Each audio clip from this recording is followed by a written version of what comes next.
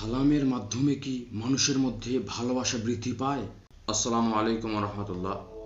আফশাহু বিসসালাম বাইনাকুম তাহাব্বু। আলহামদুলিল্লাহ, সমস্ত প্রশংসা আল্লাহ সুবহানাহু ওয়া তাআলার শানে, যে আল্লাহ আমাদেরকে পঞ্চম রমজানে উপনীত হয়ে ষষ্ঠ রমজানের প্রস্তুতির জন্য কিছু কথা বলার তৌফিক দান। বর্ষিত হোক প্রেরিত নবী মুহাম্মদ সাল্লাল্লাহু আলাইহি সাল্লামের প্রতি সাল্লাল্লাহু আলাইহি ওয়াসাল্লাম। একটা হাদিস পাঠ করেছি। হাদিসটা হচ্ছে হযরত আবু হুরায়রা রাদিয়াল্লাহু আনহু হতে বর্ণিত। তিনি বলেন, তোমরা তোমাদের নিজেদের মধ্যে সালাম প্রদান করো, সালামের প্রচারতা ঘটাও, তাহলে তোমাদের মধ্যে ভালোবাসা বা মহাব্বত বৃদ্ধি পাবে।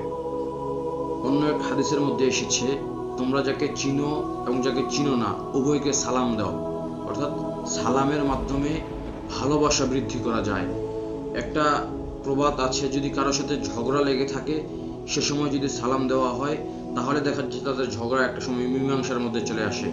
তাই আমরা যখন কথা বলবো, কথার পূর্বে সালাম দেওয়ার চেষ্টা করব, এবং শুধু কথা বলা নয়, কারোর সাথে দেখা হলে সর্বপ্রথম সালাম দিয়ে কথা শুরু করব। আল্লাহ সুবহানাহু ওয়া তাআলা আমাদের সালামের ব্যাপক প্রসার ও প্রচারতা ঘটার তৌফিক দান করুক। আমিন। আসসালামু আলাইকুম।